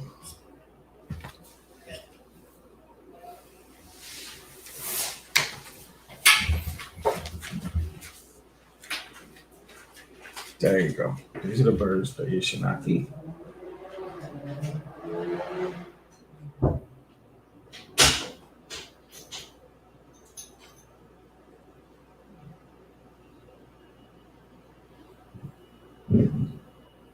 But of the clean fowls, Deuteronomy chapter 14, verse 20.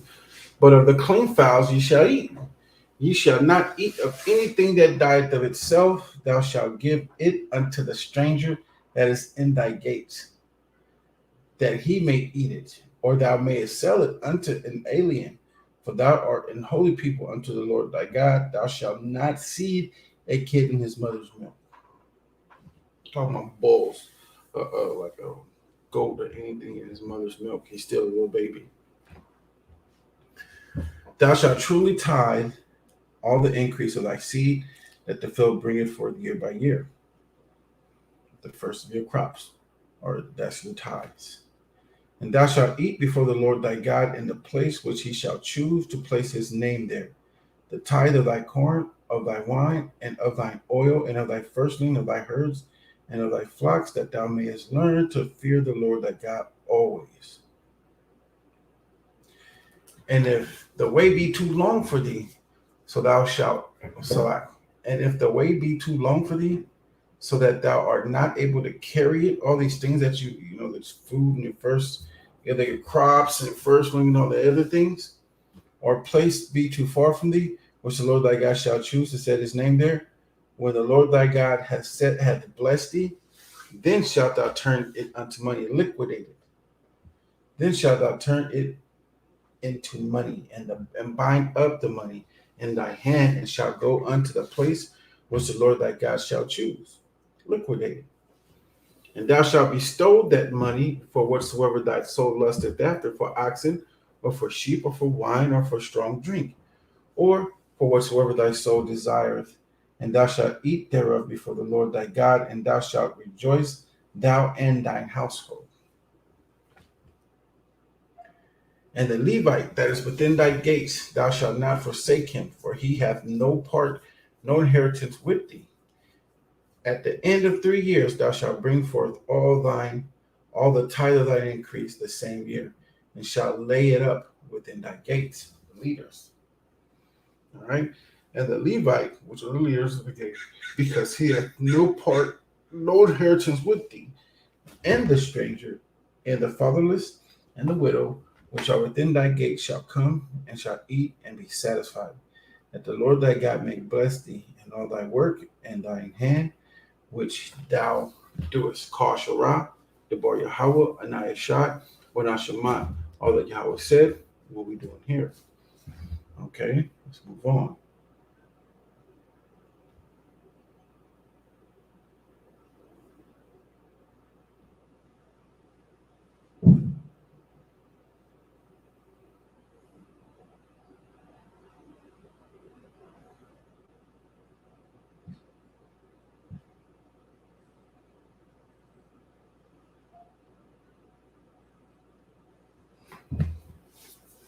All right, this is Deuteronomy chapter 15, verse 1. And at the end of every 7 years, thou shalt make a release. And this is the manner of the release. Every creditor that lendeth out unto his neighbor shall release it. He shall not exact it of his neighbor or of his brother, because it is called the Lord's release. Of a foreigner thou mayest exact it again. But that which is thine with thy brother, thine hand shall release. Save when there shall be no poor among you. For the Lord shall greatly bless thee in the land which the Lord thy God giveth thee for an inheritance to possess it. Only if thou carefully hearken unto the voice of the Lord thy God to observe to do all these commandments which I command thee this day. For the Lord thy God blesseth thee, and he has promised thee, and thou shalt lend unto many nations, but thou shalt not borrow. And thou shalt reign over many nations, but they shall not reign over thee. If there be among you a poor man of one of thy brethren, within any of thy gates, and thy land which the Lord thy God giveth thee, thou shalt not harden thine heart, nor shut thy hand from thy poor brother. But thou shalt open thy hand wide unto him, and shalt surely lend him sufficient for his need, in that which he wanteth. Beware that there be not a thought in thy wicked heart, saying, the 7th year, the year of release, is at hand, and thine eye be evil against thy brother, and thou givest him not, and he cry unto the Lord against thee, and it be a sin unto thee. Thou shalt surely give him, and thine heart shall not be grieved when thou givest unto him, because that for this thing the Lord thy God shall bless thee in all thy works, and in all that thou puttest thine hand unto. For the poor shall never cease out of the land. Therefore I command thee, saying, thou shalt open thine hand wide unto thy brother, to thy poor, and to thy needy in thy land. That's why I say the poor shall never cease out of the land. Therefore I command thee. So there's always going to be poor in our land, even with the 144,000. All right, not with the 144,000, but the great multitude and the 2/3 that wake up. Now, this is where it gets deep. Because a lot of people like to come up to us where you guys put your own people in slavery. Like basically they're saying, like, okay, why you care about us putting you in slavery when you put your own people in slavery? So what? That's what they're saying. And they'll say that, well, we didn't say that. You implied it. It's an implication. Y'all got to catch people on that. When they imply that, you imply that we put our own people in slavery. So what does it matter if you guys did it? See? It's an implication. Now I'm finna prove all things in the law, right? And if thy brother in Hebrew man or in Hebrew woman be sold unto thee, and serve thee 6 years, then in the 7th year thou shalt let him go free from thee. And when thou sendest him out free from thee, thou shalt not let him go away empty. Thou shalt furnish him liberally out of thy flock, and out of thy floor, and out of thy winepress. Of that wherewith the Lord thy God hath blessed thee, thou shalt give unto him. And thou shalt remember that thou wast a bondman in the land of Egypt, and the Lord thy God redeemed thee. Therefore I command thee this thing today, and it shall be, if he say unto thee, I will not go away from thee. First, I'm not even finna go there. I'm finna go over here to show you a difference. See, we released our people.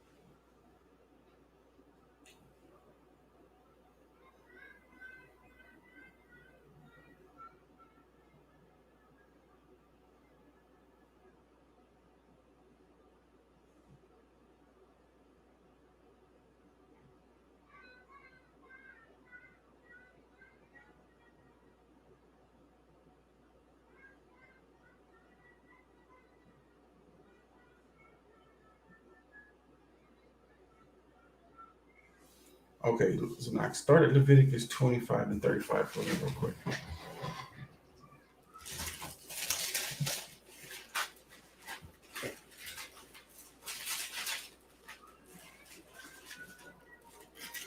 Because we're going over here about the release, and a lot of people, I mean, we're going on the release. After 7 years, release your brother if he's hired unto you. You know what I'm saying?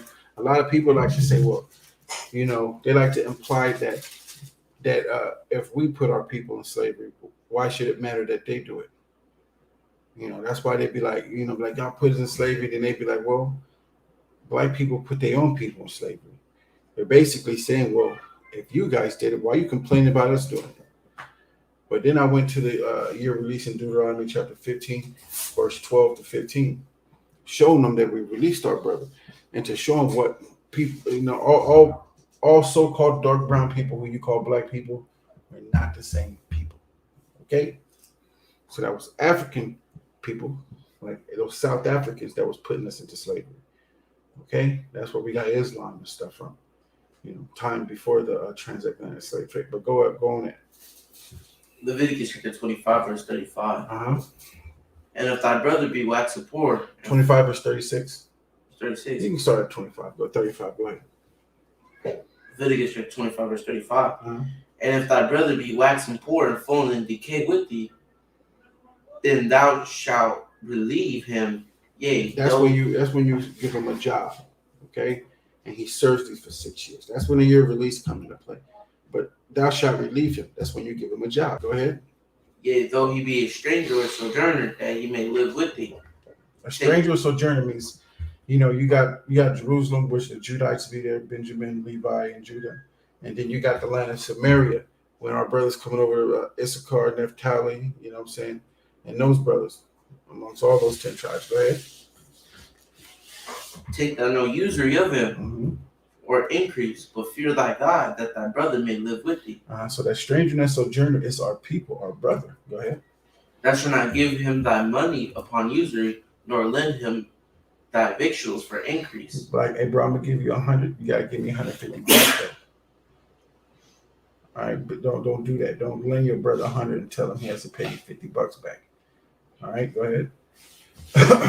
I am the Lord your God, which brought you forth out of the land of Egypt to give you the land of Canaan. And you know who that is. You know, Paul said it in 1 Corinthians chapter 10, verse 1 to 3. Go ahead. And if thy brother that dwelleth by thee be waxen poor and be sold unto thee, thou shalt not compel him to serve as a bondservant. Where you at?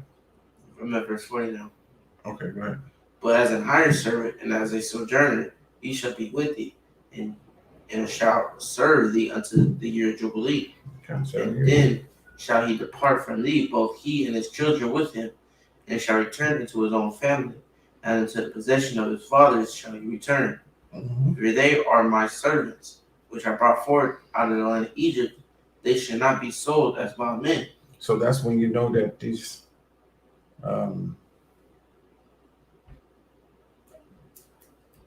stranger and sojourner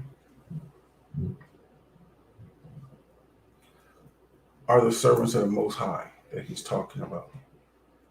All right. For they are my servants, which I brought forth out of the land of Egypt.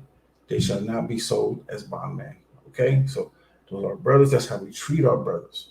So you can't go around saying black people sold black people. No. What are you doing is you bunching a bunch of African people, nations. There's over 51 countries out there that you're trying to crunch into one. You lying savages. Go ahead. Thou shalt not rule over him with rigor, but shalt fear thy God. Both thy bondmen and thy bondmaids, which thou shalt have, shall be of the heathen. Shall be of the who? Shall be of the heathen. These other nations, these people. Go ahead. Without around about of them shall ye buy bondmen and bondmaids. Moreover, of the children of the strangers that do sojourn among you, of them shall ye buy, and of their families that are with you, which they begat in your land, and they shall be your possession. And they shall be what? And they shall be your possession. So these are sojourners, strangers that do sojourn among you. So Israelites can be strangers and sojourners.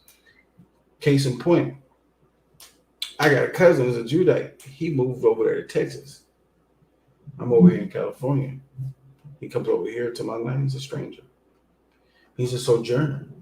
But now these other strangers right here, these are heathen strangers that are not our people, that are not of our bloodline, according to our fathers. These shall be our possessions. Go ahead. So if you saw us with people that were look like us, but not like us, they don't look it, but they got the same type of skin tone. They were not our people, and they were our servants and our subjects.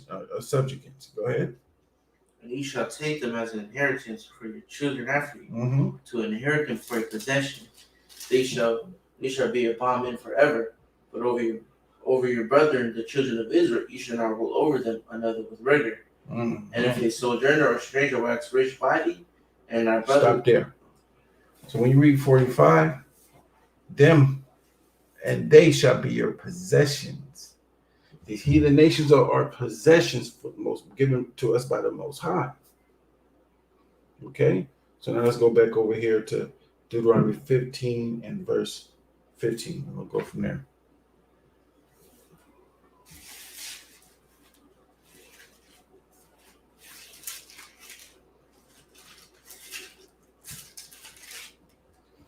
Deuteronomy chapter 15, verse 15. Mm-hmm. And thou shalt remember that thou wast a bondman in the land of Egypt, and the Lord thy God redeemed thee. Therefore I commanded this thing today, and it shall be, if he say unto thee, I will not go away from thee, because he loveth thee, and thine house, because he is well with thee, then thou shalt take an owl and thrust it through his ear unto the door, and he shall be thy servant forever. And also unto thy maidservant thou shalt do likewise. It shall not seem hard unto thee when thou sendest him away from thee, or sendest him away free from thee. For he hath been worked a double hired servant to thee, and serving thee 6 years. And the Lord thy God shall bless thee in all that thou doest. All the firstling males that come of thy herd and of thy flock, thou shalt sanctify unto the Lord thy God. So when you go back up to 18, it shall not seem hard unto thee. So when your brother wants to be your servant forever, you will take his ear and you get an oval and you smash it you smash his ear in his ear, and that'll signify to everybody else that he's a life servant. In the door, you do it in the door though. He's a life servant. He is promised to that household. He's going to be your servant forever, but it's your brother. And you don't treat him like a bond servant. He's over all the bondsmen. Okay? Go ahead. I'm going to start back at verse 19. And all the firstling males that come of thy herd and of thy flock, thou shalt sanctify unto the Lord thy God. Thou shalt do no work with the firstling of thy bullock, nor shear the firstling of thy sheep. Thou shalt eat it before the Lord thy God year by year, in the place which the Lord shall choose, thou and thy household. And if there be any blemish therein, as if it be lame or blind, or have any ill blemish, thou shalt not sanctify it unto the Lord thy God. Thou shalt eat it within thy gates, and the unclean and the clean person shall eat it alike, as the roebuck and the hart. Only thou shalt not eat the blood thereof, thou shalt pour it upon the ground as water. Kawashara, Dubar Yahweh, Anaya Shai, Wanashama.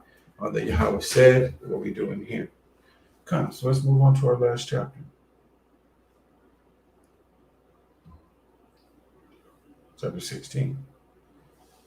So you can also get this in Exodus 12 and 1, Exodus 12 and 1 to verse 20, Exodus 23, 14, 19, Exodus 34, 18, and 26. Okay, go ahead, Tanakaria. Deuteronomy chapter 16, verse 1. Observe the month of Abib, and keep the Passover unto the Lord thy God. For in the month of Abib, the Lord thy God brought thee forth out of the land of Egypt by night. Abib is the new year, the land of spring, and everything is blooming and coming alive. And the Passover, the Yahweh Shai passing over, killing the firstborn of everyone in Egypt, not the Israelites, and That's the Passover. And I'll keep reading. Thou shalt therefore sanctify the Passover to the Lord thy God. Oh, yeah, it says, Deuteronomy 16:1, observe the month of Abib and keep the Passover unto the Lord thy God. For in the month of Abib, the Lord thy God brought thee forth out of the land of Egypt. Started to bring us out. That was a new year. Keep going. Verse 2. Thou shalt therefore sacrifice sacrifice the Passover unto the Lord thy God of the flock and the herd in the place which the Lord shall choose to put his name there. His altar. All right, go ahead. Thou shalt eat no leavened bread with it. 7 days shalt thou eat unleavened bread, and with even the bread of affliction.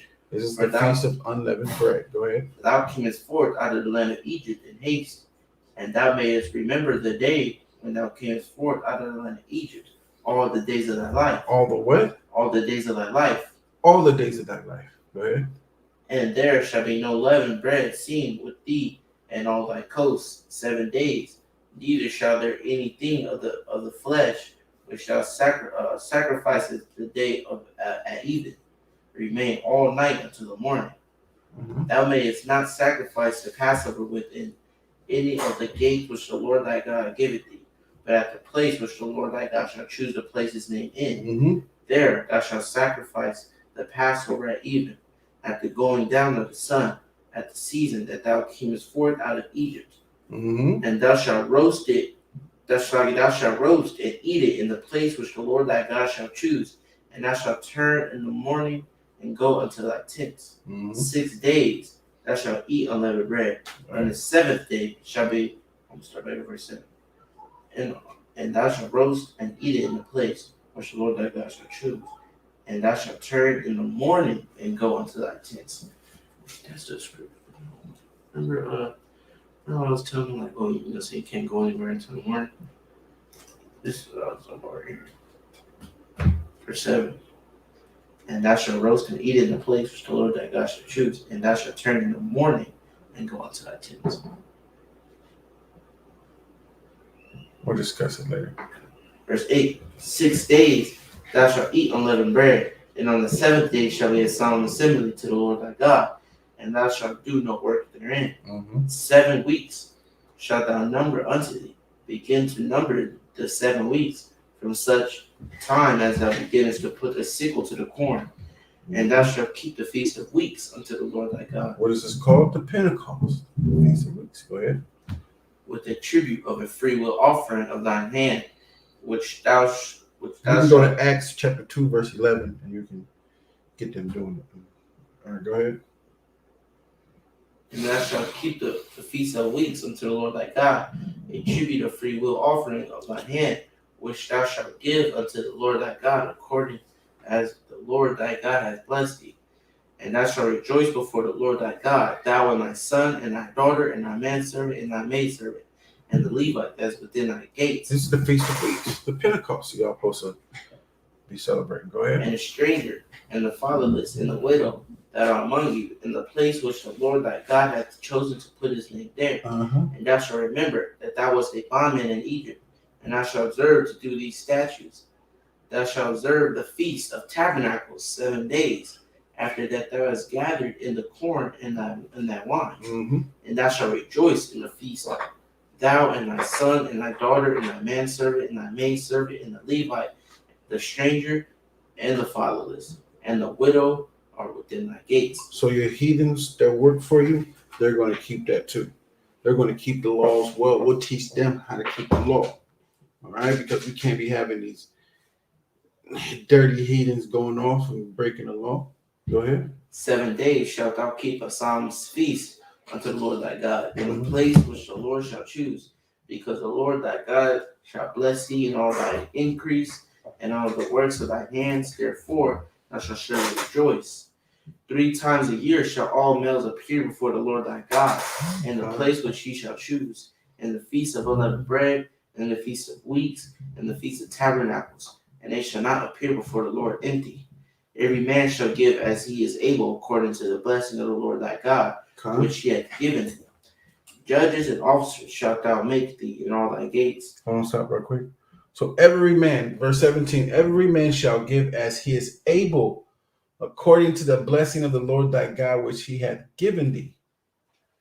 Not worry about, oh man, I ain't got, the Most High bless you with the money. Hey, give as he is able. That don't mean breaking yourself. However, you are able to. Okay. All right. Keep going. Judges and officers shalt thou make thee in all thy gates, which the Lord thy God giveth thee. So that cuts that doctrine that came out that you don't need to be following nobody. You don't need to be having nobody over you. Man, straight rubbish. Go ahead. And they shall judge the people with just judgment. Thou shalt not rest judgment, thou shalt not respect persons, neither take a gift, for a gift doeth blind the eyes of the wise, and pervert the words of the righteous. That which is altogether just shalt thou follow, and thou mayest live and inherit the land which the Lord thy God giveth thee. Thou shalt not plant thee a grove of any tree near unto the altar shalt make thee, neither shalt thou set thee up any image which the Lord thy God hateth. Call Shara, the bar Yahweh, Anai Shai, Anai Shema. All that Yahweh said, what we doing here. Okay. We're going to stop sharing on that note. So y'all continue. We're going to be doing another second law reading. There's a lot of people still in tabernacles there. We got to get that together. Okay. And with that, we give all praises, honor, and glory to the Most High God Yahweh. And we do so in the name of his only begotten Son, Hamashiach Yahweh Shai, who the world ignorantly called Jesus Christ. Shemai, Yasharala Yahweh, Allah Hayanawa Yahweh Achad. There is Lord, God, Lord. Shalom.